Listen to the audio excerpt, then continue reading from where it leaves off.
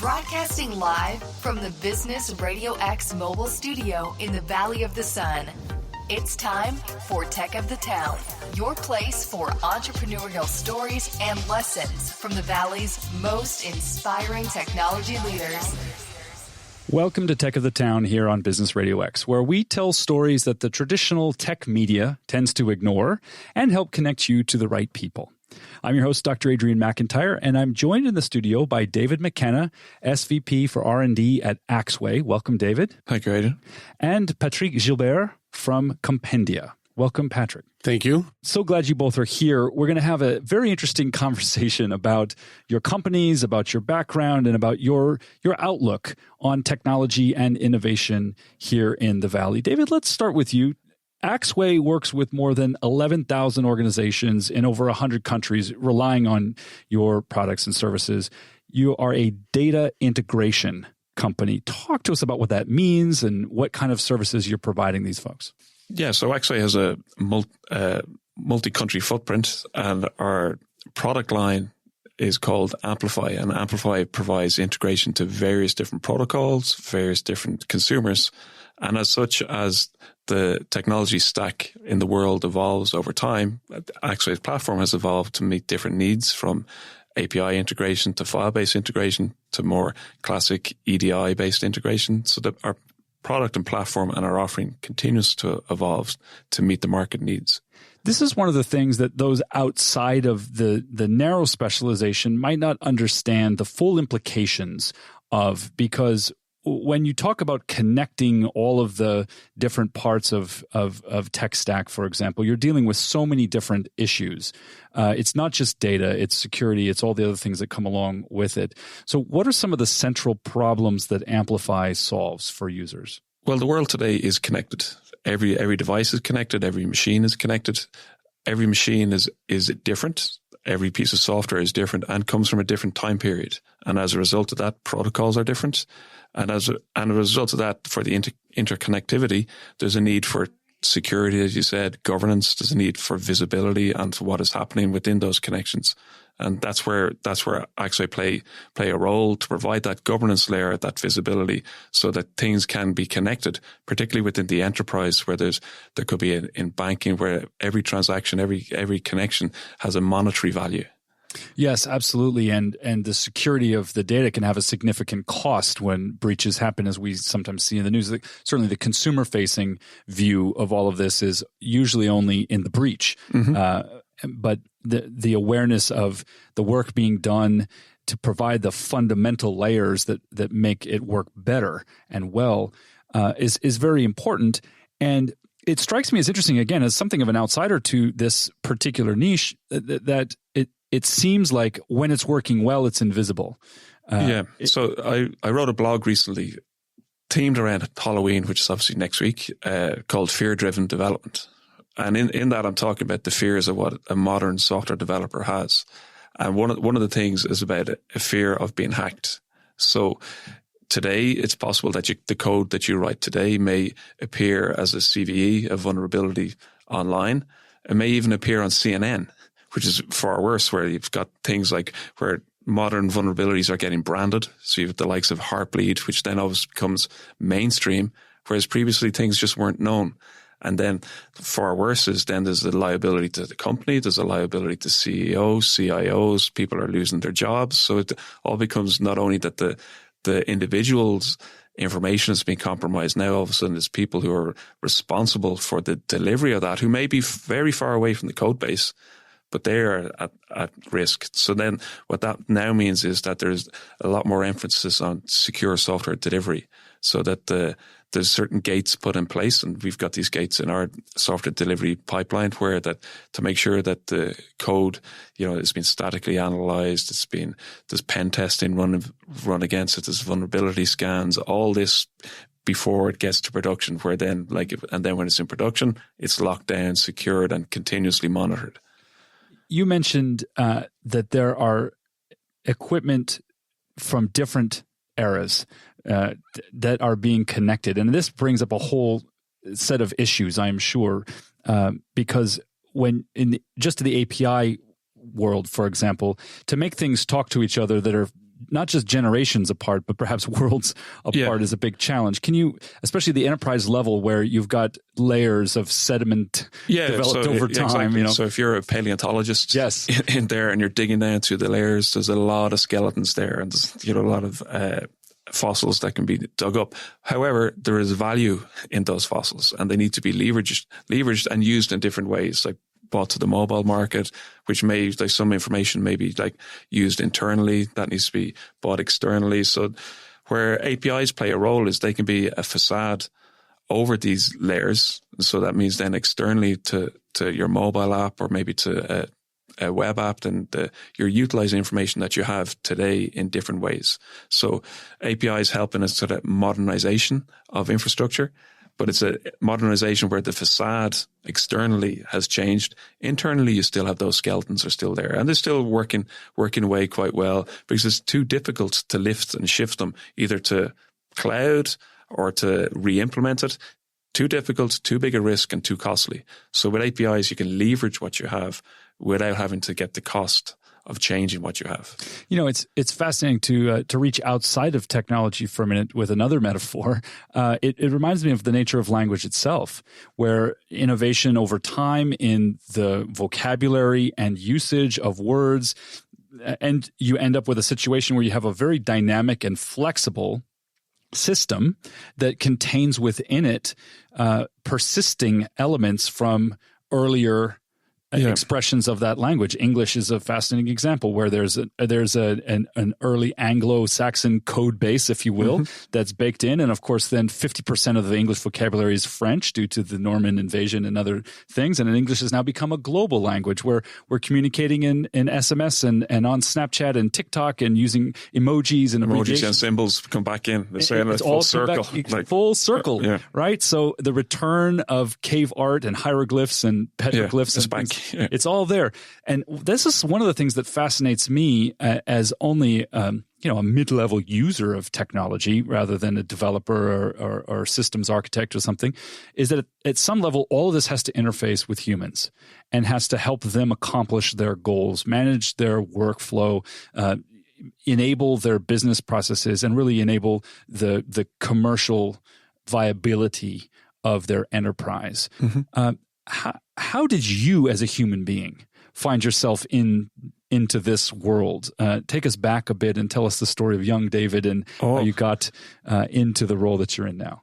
Okay, so I started coding when I was 10 or maybe 8 on an Amstrad 464, and I was doing computer games. And it started that you'd buy a magazine, a monthly magazine, and you literally copy the code. You type it in from the back. Yeah. And I was there, man. Exactly. Was this in BASIC or what was it? It was BASIC, yeah. And so that's where I started. And then it happened, so you might tell from my accent I'm Irish. Yes. So I actually only came to the Valley 2 years ago as part of it. Axway asked me to relocate to bring some innovation to the R&D center here. So when I was 10, I was coding then. And then at school, when I was 15, they actually introduced a computer science course. And we actually did an exam called the GCSE, which is an English exam, but it was in computer. And I did very well in that. And at that point, fell in love, did computer science in college, got a degree in that, and then started at a small Irish startup doing telco network management. And then ever since that, then I've been very close to the code base all the time. And I joined a company called Vordel in 2000. So Vordel was a long-lived startup. We were running for around 10 years or so. And then we got acquired by Axway. And so with Vordel, we had an XML firewall originally, which is basically securing XML traffic. We evolved that to, if you remember SOA with SOAP days, we evolved our XML system to SOA, and then with the advent of APIs, then we also then added a layer on top for API management. So it's the same principles around governance and visibility and security, speed and performance. Sitting at the edge of an enterprise has always been there with the work we're doing in Vordel, and we evolved and adapted it as technology was changing. So we were keeping pace with that.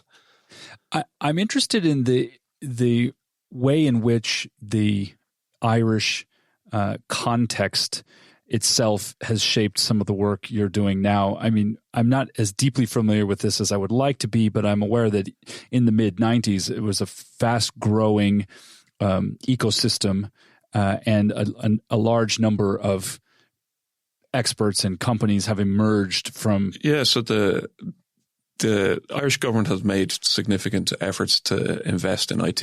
It's seen, and particularly that Ireland has a huge advantage. Back to language, we speak English, although quite fast, maybe not very well. We do speak English, and for Europe, that's convenient, particularly with North America. So it's that there, and also tax incentives, whether that's tax breaks for innovation for startups or to attract large multinationals like the Googles, Facebook, LinkedIn. They're all present in Ireland. And then even historically, they're the more internet companies. The Microsoft, Oracle, IBM are also there. So again, it's like the layers of the enterprise. There's also layers of companies who have their European HQ in Ireland. That as each decade, we say the successful companies have based there, so that they're getting the benefit of the tax breaks, the local population, which is highly skilled, and also that the fact that they speak English. Yeah. I mean, let's have you compare a little bit that experience with what you're finding here in the Valley. You moved here to Arizona 2 years ago, you said. What's your overview level opinion? I recognize opinions are personal, about kind of the scene, as it were, the technology and innovation scene here. There's similarities and dissimilarities. So there is a scene here. It's obviously a lot smaller. The influence of the large vendors isn't here. There are some, but there are a lot of like startups here, almost like the equivalent number that you'd see like per capita in Dublin. So it is here. There's as is US, there's a lot more focus here on meetups and stuff, they happen in Dublin, but they're only a recent thing that's happened, maybe more popular in the last 3 years or so. So you can certainly see more of that here when Galvanize and things like that. You can see that it's much more vocal and animated a community here. Now, again, we're straying away from the core theme here, but would you say that's because there's less of an organic social scene? In other words, it's not that there aren't meetups in Dublin. It's just that they're not meetups. It's you're at the pub, you're at wherever you are. There's definitely environments where you're interacting with people. Yeah. In the absence of that kind of social layer, especially in a very dispersed geographical area like the Valley. Yeah, that's one disadvantage, is the geographic disbursement. So like where the Axway office is based in Dublin, like, I can walk like 100 meters, I'm at Facebook. Walk 100 meters south, I'm at LinkedIn. Go the other direction, I'm in IBM. So it's all quite central, and also like as it's located so near to each other, then you have the more ad hoc meetups where whatever environment that is, whether that's at lunch or whether it's like having a drink after hours. Yes, those conversations do happen. And then it's a lot smaller community, or a lot tighter community. Well, and geographically smaller, for sure. Now, you mentioned APIs, and you recently wrote an article called "API is Dead, Long Live the APIs." What's that about? What's the core theme of that publication? Oh, that was a kind of opinion piece. So yeah. It was talking about that the REST APIs, which today are the incumbent, they're the most popular type of API. REST APIs, yes, they're still growing, but their market share is dropping. Okay, so you're seeing more and more different types of APIs, and the different types of API depends on the needs of the consumer. So, for example, there's GraphQL, which is created by Facebook. What GraphQL solves is for a mobile application, so the mobile application doesn't need to call back to the API many times. You can make one call and get a response to the mobile app required. Then you have internally where there's an explosion of microservices, because obviously with the whole digital transformation, the people want to try and move fast. So they're adopting things like Conway's Law for their organization to change it to small, self-empowered teams that they're building these services. But in between the services internally, that then they'll be talking gRPC from Google, which is a serialization protocol. But again, it's still an API, but the format is different. So you see, yes, APIs, REST APIs are still growing, but their market share is reducing because there are other APIs coming to play which are better suited to the different types of client needs.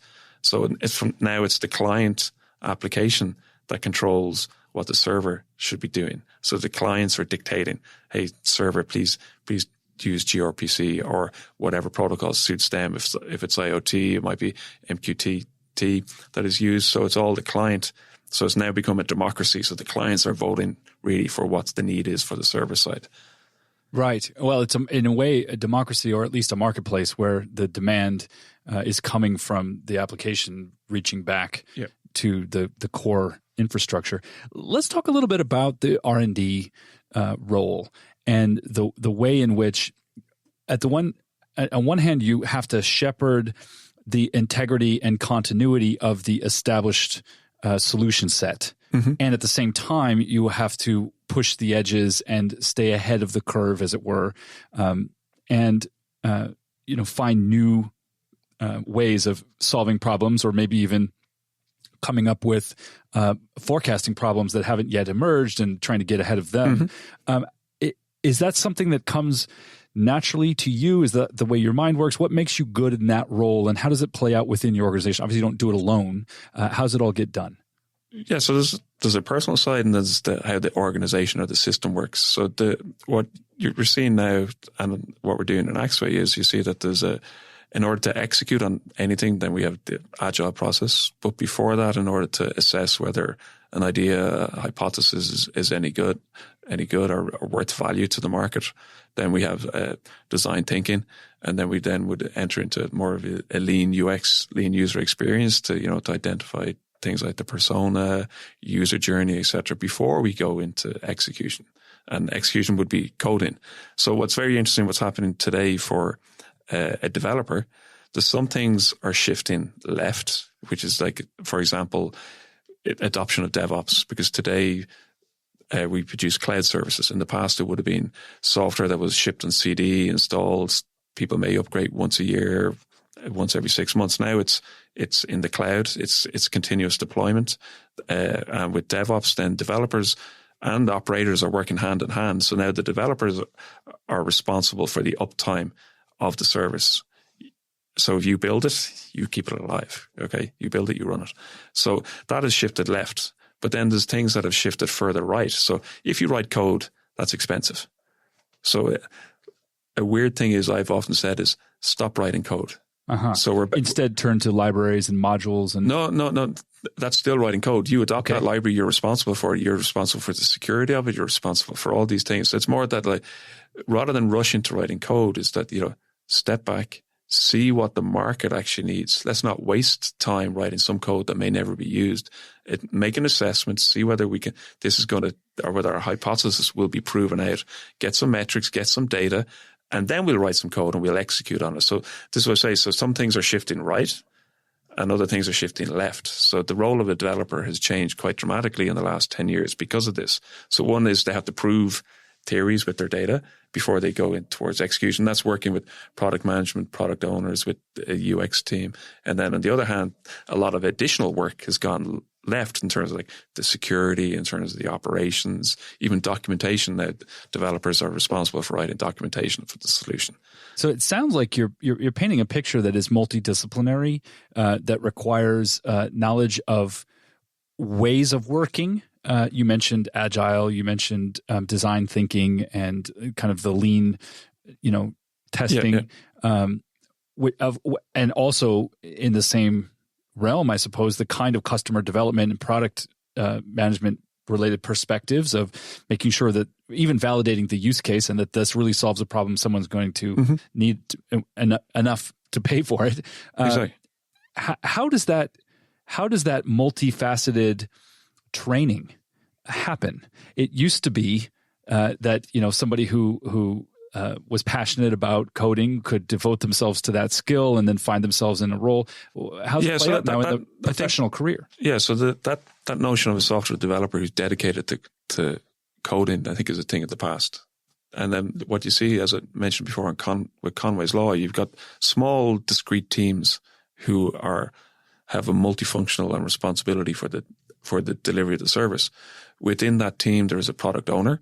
The product owner works with product management to understand the needs of the user, understands the needs of the market. And as a result of that, the team is exposed to all of it. So a lot of that may happen organically, but the key thing is to know what the process is and then more importantly, what the practice is. For example, like if you go back just to even Agile, Agile is quite simple. Epics, user stories, deliver, assess, and repeat. However, the practice can be quite challenging. And then that's where a lot of people struggle. And that's why there's Agile coaches in order to help with the practice. So theory is easy. You can pick up the theory on design thinking, lean UX, and Agile. You could do all that in an evening. But then it's actually when you take that theory and then you apply it as the practice is where things get more challenging. Now, as someone, a technologist who's evolved along with the trends into an executive, manager, leader, really architecting the work of teams, not just tech, what have been some of your challenges along the way? What have been some of those moments of real growth for you that have propelled you as you solved for whatever into the role that you're in now? Well, leaving the code, I'd always say, was the challenging thing. So, and I say I still do code at times. I participate in hackathons that we have within Axway. That was a challenge to get away from it, to trust people, to empower people, to let people become subject matter experts and to allow them to thrive and to learn.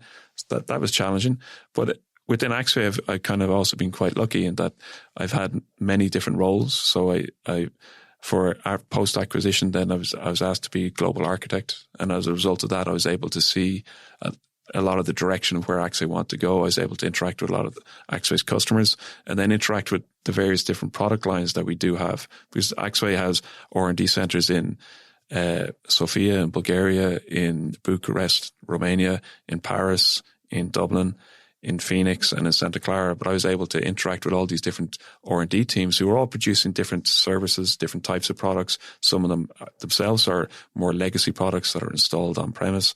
Others are cloud-based multi-tenanted services. So that gave me a very good perspective and horizon of the whole integration space. And then when I relocated to Phoenix 2 years ago, then I was asked could I manage the API project again from an R&D perspective, so that to help deliver more innovation and to deliver a cloud-based service for API, which is AMPLIFY Central. Yeah. This must also put you in regular dialogue with other enterprise architects, CIOs, security professionals. I mean, the very nature of your products requires you to interface with the other human professionals in your client companies and in others as well. What are some of the common themes in these conversations? Where are things going? What are the areas of concern? At a high level, Now, obviously, Axway is a larger organization, so I'm not in that many conversations, but they do happen. And there's a huge concern on the cloud, because if today's companies operate largely responsible for their own data center, for their own infrastructure, their own applications. Now, what you're seeing everyone wants to move fast.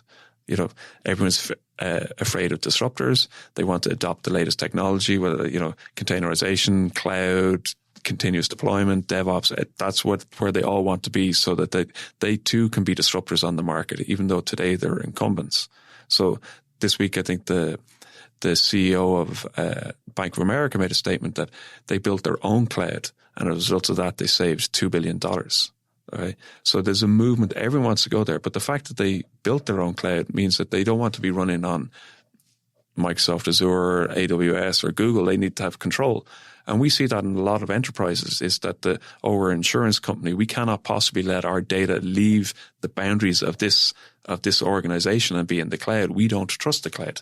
Right? So they want to have the advantages of the cloud, but there's a trust issue between it's our data, it's not going there. How do we govern that? How much of that is this is a maybe off the wall left field question.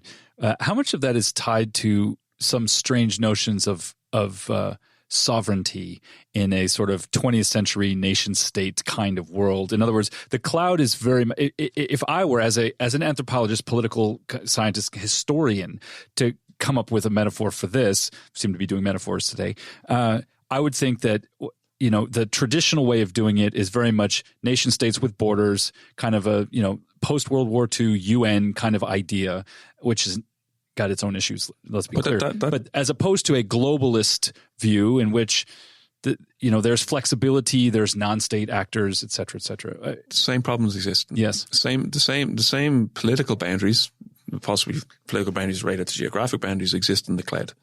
Data sovereignty is a key point. And so, for example, that's why we are offering our platform in Europe, our platform in the US, so that we can adhere to the local, let's say, regionalization rules, so that personal information doesn't leave Europe and come to the US, so that it stays local to where the people are, our customers and consumers are. So it's a key need and a key ask for any cloud service. And that's why you see the likes of Amazon is that they have an explosion in the number of regions they're supporting. It's largely to meet speed and to be local, yes, but also to meet with the data sovereignty rules that happen to be local. And the data sovereignty rules are complex. Like even within Germany, there's data sovereignty rules for particular councils. So a small region within Germany has their own rules, which are slightly different to let's say the national rules of Germany. So it's a complex mess, but it's as complex as why you need the likes of the UN there to govern it. That would actually work better. But yes, still to solve the same problem, which is a community of different actors with hopefully aligned around some common goals. But that's another trust thing with right, particularly with what's happened with Facebook recently, and was it Cambridge Analytica? What happened there is so you go okay, so you have my data and you sold it to who and for what reason? So everyone will need to know where their data is and what use it is. And those boundaries did not work either. Yeah, right. And this brings us to, I think, there's a key difference between the enterprise level of dealing with these challenges and then, of course, the consumer-facing side of it. I saw a very funny post the other day where someone said, "Can I just accept all cookies everywhere and get back to using the internet, please?" Because now with GDPR and everything else, we've had.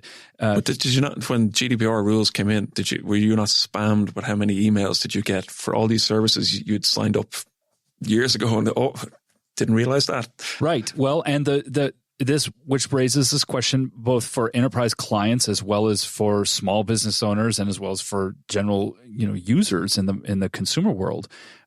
There's a level of responsibility and awareness that ought to be required of digital citizenship and participation in this ecosystem. After Cambridge Analytica, to use that great example, just going through and realizing what apps have I authorized. Yeah. It's available for me to do my own little mini audit of that. Or do they care? This comes back to the post you talked about. Do they care? Correct. I'm getting value from sharing my photographs or talking to my family who are remote, and that the value I'm getting from the app far exceeds my concern of the personal information. Right, but that's the individual. The stakes are very exactly. The stakes are at the individual level. But then when you roll it up, and it's like all of a sudden the data is huge. It's big data. You now have you have a subscriber base of let's say hundreds of millions, and from that information you can then infer a lot of other data. So it's when it scales is when the problems occur. It's not really at the individual level, and individuals won't necessarily think of that. They'll just think about the value they're getting from the service. The term that's often bandied about these days is digital transformation. In the context of Axway, what is the significance of this, and what are you doing about it? We're doing a number of things. Obviously, this is back to fear. Everyone's afraid. The digital transformation, first of all, is not about technology. It's about the business. It's about a business who's going to embrace technology in order to be successful, in order for them either to be disruptors, in order for them to either find new markets, in order for them to stay competitive, in order for them to speed up. So it's a business need. And then how that maps to technology, then that's the technology I mentioned earlier, like a cloud, containers, microservices, DevOps. There's technology. DevOps is more of a culture. So there's a culture side with DevOps, and then also adoption of different different processes, which then that goes back to design thinking, lean UX or lean enterprise and agile then in terms of the execution and delivery on those ideas. So everyone's changing. So that's what digital transformation is about. But it must be aligned with a business goal, because adopting technology for technology's sakes is just a waste of time. It's just technology. That's a very refreshing perspective as we wrap up this dimension, this part of the conversation. The idea that questioning whether or not something is necessary, it's assumed, I think, that R&D means let's just go for it. Let's just make stuff. Let's solve problems. Let's innovate for its own sake. It sounds like a very balanced point of view that you're bringing to your role, which is, well, we need to look at this. It needs to align with business goals.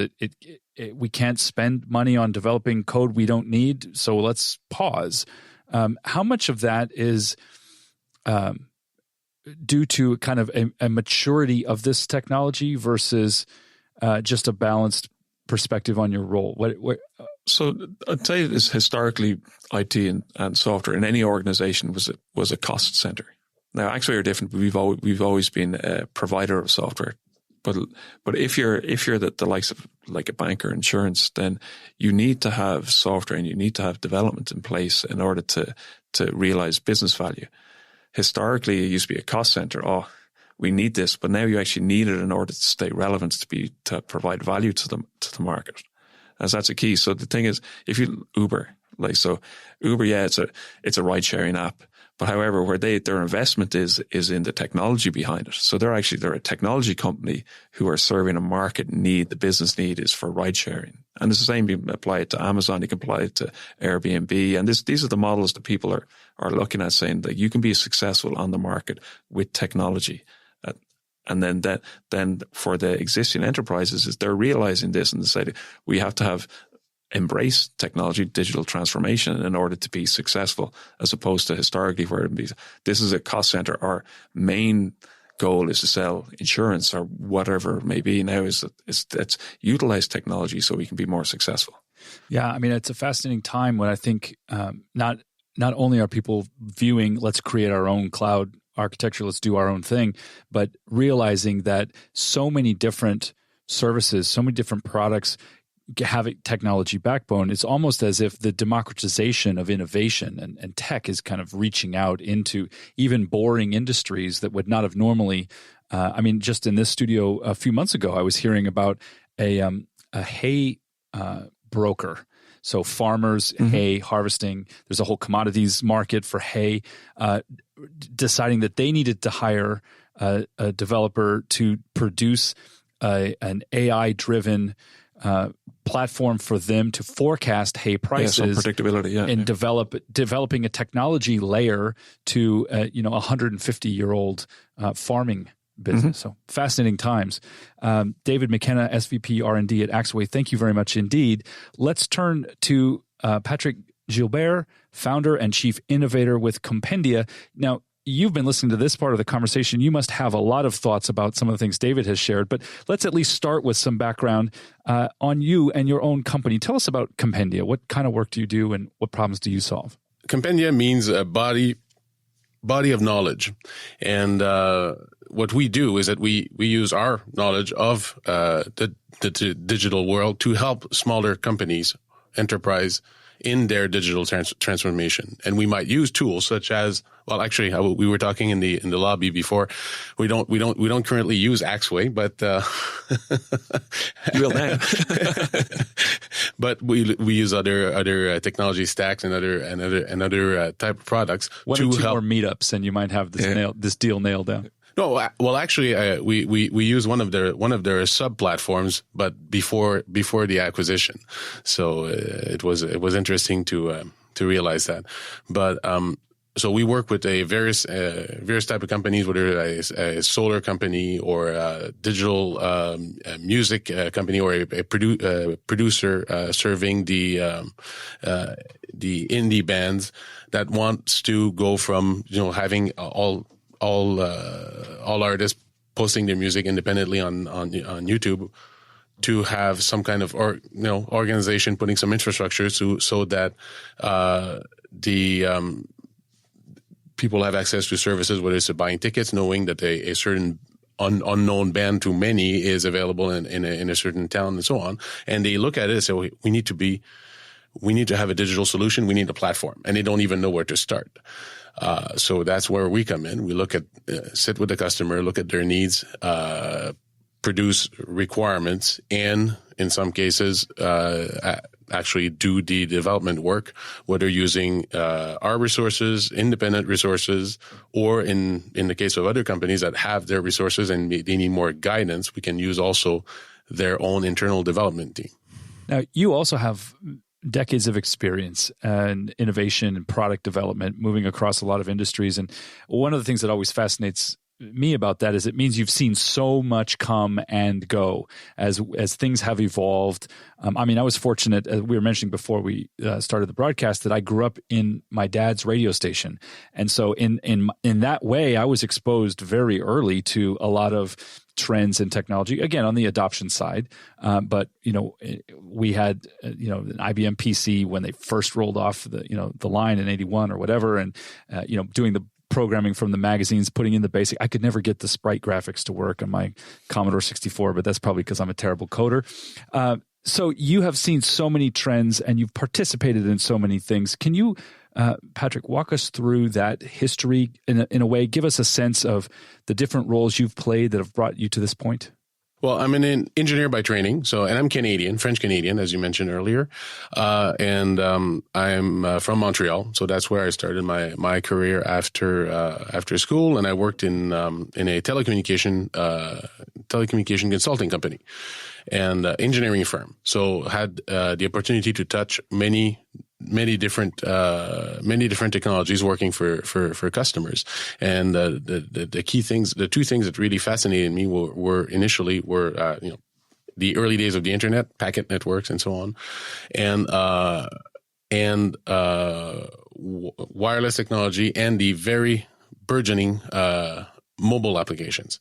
And as I was working there, I started working on a project for distribution of information. We were using XML content to distribute nationwide for the government.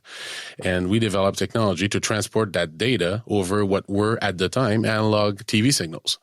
And I thought, maybe there's something there, starting a company just to do that, not only for the government, but for other companies. So we developed technology, hardware, software for Windows at the time. And as a small Canadian company, came to present that to the U.S., to a committee that was looking at different ways to do it in conjunction with companies from the U.S. and from Japan and so on, and looking at building a consortium and so on. And we came in and asked them, would you like a demo? And that was a kind of a bit of a pivotal moment. So we had two companies that were very much interested in ours. One was based here in Arizona called Wave4, and the other one that you might know called Intel. As it turned out, heard of them. They've been around a little bit. And as it turned out, we were acquired by Wave4, and a few months later, with a different hat, different business card, I went and licensed the same technology that we brought in to first Intel, then Microsoft, and so on. And that's what became the backbone of Web TV for Windows. So integration of data into PCs sent over television signals. And after that, as I was working there, I started working a little bit more with mobile application, or the early iteration of internet on a phone. And I thought that I wanted to focus on that, bring more information to people's phone, and seeing that this would be their primary way to communicate. And even though, BlackBerry came out, that was great idea, but it was expensive and, again, not available to smaller companies because it was too expensive in infrastructure. People needed at the time to have their own. There was no such thing as a central BlackBerry enterprise server. People needed to have their own. It was a major investment in infrastructure. And I guess that's another constant in my life, trying to serve the underserved, or the smaller companies that don't have the means, essentially, or the knowledge internally to be able to do that. So started a company called For Smartphone to offer hosted exchange and synchronization services to what was a smartphone at the time in 2003 or 2004, people didn't know what it was. And started focusing on that and bringing information to small businesses using their mobile devices. And For Smartphone was made available in like 83 countries. We lived through some of those restrictions. So at some point we had to have servers in the EU, which we chose the UK at the time, in order to be able to respect the rules of having the data stored, the EU data stored on the other side of the Atlantic. So that when I was listening to him earlier, and I'm very very aware of that, even for a small company, and it's a major burden. So that's. But I guess with the cloud today, it's somewhat easier. Now you no longer have to put your. Correct. You don't have to put your servers over there. You can say you can actually click and move. Run in this region, please. So it makes it easier to solve the problem. The problem still exists. No, definitely. The evolution of mobile itself has been fascinating to watch, not only on the hardware side, but on like the use and adoption. And, it's very clear now, it was probably clear 15 years ago that that's where we're going to end up, at least in the near term. Talk a little bit about the kind of custom solutions you are currently, because again, there's legacy projects that are fascinating and, but they're more museum pieces at this point. I mean, BlackBerry was a moment. It was a long moment. It was a significant one. And in many ways, I think, kind of teed up some of what we're doing now in terms of the business case for, proliferation of mobile devices in an organization. But even in the days of BlackBerry, it was so big that some visionaries or people well informed in the technology space didn't foresee the convergence of that let's call it a business email device and the phone that we all have today. I've been interviewed in 2004 by the Wall Street Journal by a very well-known reporter and gave him a demonstration of what we were doing on a mobile device. And he looked at me and he said, well, Patrick, here's my phone and here's my BlackBerry. He said, listen to me. He said, people will never want to have their email on their phone. That is 2004. It's not that Meanwhile, far. in 2004, Zuckerberg is saying, I think I'm going to start something that might change the nature of the game, the world. Yeah. I remember those days as well. I was living overseas primarily, and my first mobile phone was running on GSM networks in the Middle East and Africa, and SIM cards and in and out and whatever. But just the evolution of what we can do with SMS. I mean, even now in SMS, the US was 5 years behind. So, and this was so frustrating. When I would come home, I'd have to borrow my mom's phone. I'm 30 years old at the time, but I'm coming home. I have friends. I want to see folks from high school, college, whatever. I'm like, can I borrow your phone? Because my phone works everywhere in the world except here in the United States, which is really stupid. It's a Jordanian number, but that's a different story. So, even now, though, so much innovation is still being done on some of those legacy platforms. I mean, I hear stories about money transfer networks in Somalia, for example, where there is no connectivity, but they're able to use a network of existing money lenders and brokers that people can send text messages, and then their grandmother in a village that doesn't have electricity can go and get remittances from someone who's working in Chad or in Libya or something of that nature, like war Libya. M-Pesa. Yeah, exactly. So the eagerness to find real life uses of technology at whatever level seems to be there. When someone comes to you and they say, Patrick, we have an idea, we want to distribute our music, or we want to do any of the kinds of things you've talked about, how do you know where to steer them? I mean, you've got so much to draw from here. What kinds of solutions are currently in vogue and working, and where are you guiding? Obviously, it depends on the use case. It's a very broad question. The first thing is the use case. Yeah. Really understand what the customer really need, and what they need is not, or the way they express it. Sometimes you need to distillate it to be able to get to the actual need and build a requirement. Can you give us an example or something to make this tangible?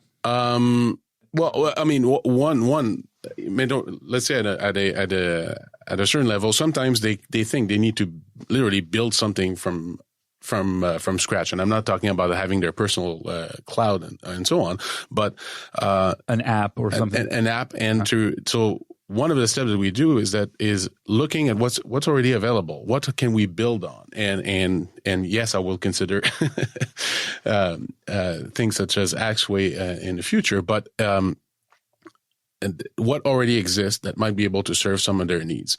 Rather than start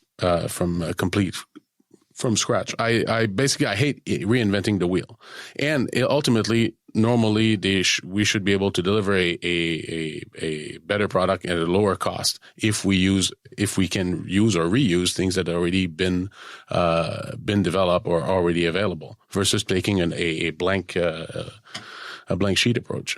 So it's also, when you talk to people, they don't know what they don't know.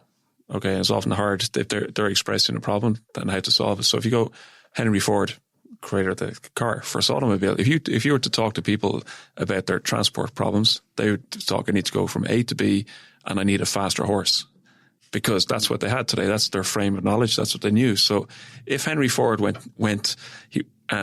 talking to people on their need, he would then start working on steroids in order to create a faster horse. But you can solve the problem a different way. So the thing is that there's people have a bias to their own frame of reference, and so it's always you have to be cautious, particularly when you're looking for innovation, when you are talking to people, when they're expressing their need, because they may have a bias towards a solution. The solution is not what they actually want or what you want to create if you want to be successful on the market. Yeah, absolutely. And there are times when you decide, yes, we need to build something. Can you give us your view on the state of the developer world? I mean, if you have a project you need to scale up a team around, how do you approach that now, given that game has changed so much? The distribution of talent is, maybe it was always there, but in any case, the ability to access distributed talent is now more than ever. Very high quality teams working all over the globe. How do you approach design and development of a new? I'll produce requirements and submit it to some of those international teams, or to some contacts, or I can build a team with people that I've worked with, mostly here stateside. But we also do interview groups from Europe, work with groups from India as well, and from Canada. Submit the requirement and see what they come back with. Also, another key is how much control we can have over the team, over the product. We tend to want to keep the architecture on this side and internal, and have the team perform the actual coding, integration, and so on. So those would be the primary criteria. Over the course of your multifaceted and very interesting career, what is one of the more interesting challenges or problems you've been able to solve? Something that kind of demonstrates, again, I'm hearing a lot of what David was speaking of in terms of the multidisciplinary, multifaceted view of what innovation and development really entails. Is there an example you can share that kind of highlights how you would solve a problem? Probably the biggest challenge so far was when we decided to offer a mobile service to individual and small companies. Is all the technical barriers that we had to overcome to take a system that was designed for the enterprise and designed for a primarily an on-premise server, and to say, well, we would like to be able to serve a company of one, and to be able to not only a combination of coding, combination of working closely with Microsoft at the time, to get access to some internals, if you wish, to be able to make a system that was not designed to be multi-tenant, and to literally build a company on it and make something that we actually patented, which the fact of being able to, from a mobile device, starting from scratch, to be able to order a service. And this is, by the way, before the iPhone, so in 2004, we allow somebody with a Microsoft Windows mobile device to be able to order a service, have an account created on the other side, enter their payment information and such, and having the account created and have all their information, contact, calendar, email, synchronized back to their phone. We built that with a system that was not designed for it, against all odds, because people were saying, no, this is not the way you provision the system. You take the phone, you connect it to a computer, then you deliver it to the user. We were looking at it the other way around, saying we want an individual or a small company to be able to do it themselves. And so we developed all that, and that was quite a challenge. And and it was we got the IP rights for it. Fabulous example. When it comes to the world of SMEs, their requirements are so different than enterprise, but they're still significant. So much of the business has shifted to technology, whether it's account management, payment processing, CRMs, delivery, logistics, supply chain, inventory management. I mean, literally every piece of a business operation it now has some or many different solutions available. It almost seems to me in a way that the challenge is even greater, because for the most part, these are smaller businesses that are not as technologically informed. David made the really valid point earlier. People don't know what they don't know. So how much does educating your potential clients play a role in helping them even realize that there's solutions that could be developed that they didn't realize they needed, and then they can't live without? A lot. And a lot of it is done on the front end. I want to share something that David mentioned before. One thing that they do share is the fear. That fear is universal. An example of and the concern about security. So even as we started the requirement for this music application I was talking about. So a lot of it had to do with the context of music booking, availability of recording music and videos online, digital rights, and so on. So that was tied to their industry. But one thing that they already were concerned was security. So can we have two-factor authentication on the system? So even though they had no notion of what that entails. And do they ask the question? Oh, yeah. Two-factor authentication? Oh, or yeah. do they say, on the phone, can I go send me a text message so I get the PIN? In non-technical terms. Okay. Yes. You're right. But that you see the same thing in what enterprise is, that because technology is pervasive, it's everywhere, is that so, and within the enterprise, people want to have that consumer experience. Right. So there's already it works both there's ways. an expectation set because of, I'm familiar about doing it this way.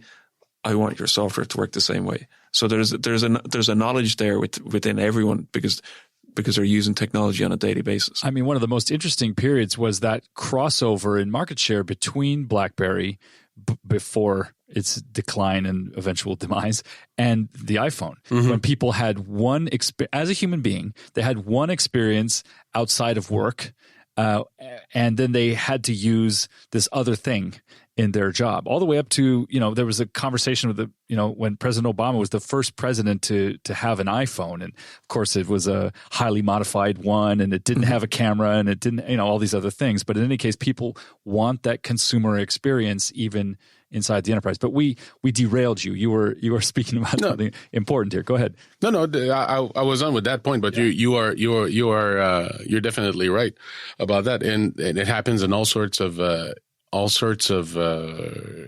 technologies, such as, I mentioned Exchange before, but look at technologies or services like Dropbox, for example. Comes out, people adopt it. Why? Because it's so easy, it's seamless. You just install it and it works. You don't need to run a synchronization program to decide the frequency and so in enterprise, it was a complex process. They made it simple, and so simple, in fact, that all of a sudden everybody starts using Dropbox, putting company information up in the cloud, which was an early term at the time, and the companies had to adapt. So some decided, well, we just block it, and others saying, well, maybe we should ask or either develop a solution that meets company requirement or security requirement of an enterprise.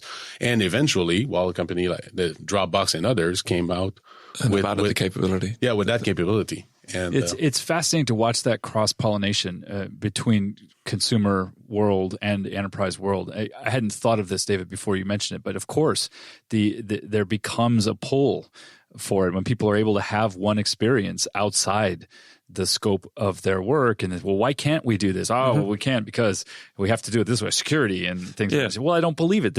Are you telling me that when I'm putting my pictures of my kids is any less secure? Maybe it's better, actually. Payments is another example. A great example. I remember in 2012, we were setting up a payment system for a small company for the Olympics, and it was an incredible challenge. Whereas fast forward today, and thanks to Stripe and others, is just a couple of lines of code, and they simplified the process, managed to make the whole complexity completely hidden from you. Yeah, and that invisibility behind an API, right? Yeah, but that it's invisible when it's working, which is at some level, or transparent in any case when it's working. By way of wrapping up this conversation, Patrick, why don't you give us your view of kind of the short-term future? What are you inspired by? What is exciting to you? What's coming at us that has you particularly interested and excited about the future? What I think, what interests me and excite me, but also I have a bit of a fear, is everything around privacy. Because I think, and David touched on that earlier, I think that people are just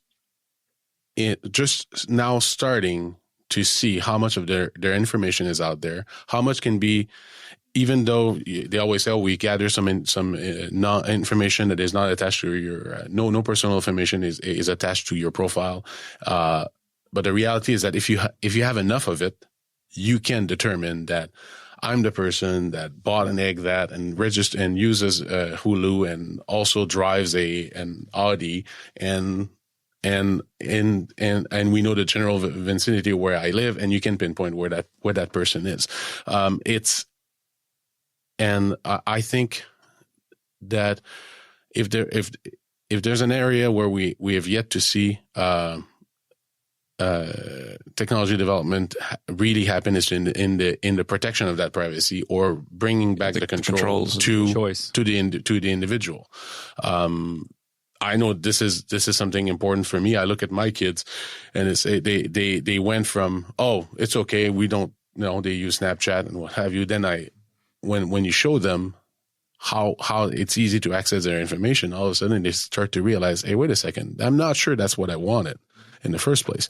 And I don't have the magic wand, but I think there's a lot to develop. There's a lot to make available in that particular field. So just bring the controls. If people want to do it, want to have their information out there and being available for free, make sure that they know that that's what they're doing. And on the reverse side, if people like me wants to have more control over it and yet have access to certain services, I can have maybe the option to pay for it rather than provide my information. David, what about you? Again, within your role at Axway or in the broader world, what trends do you see coming at us? What's interesting or exciting that kind of has you interested in?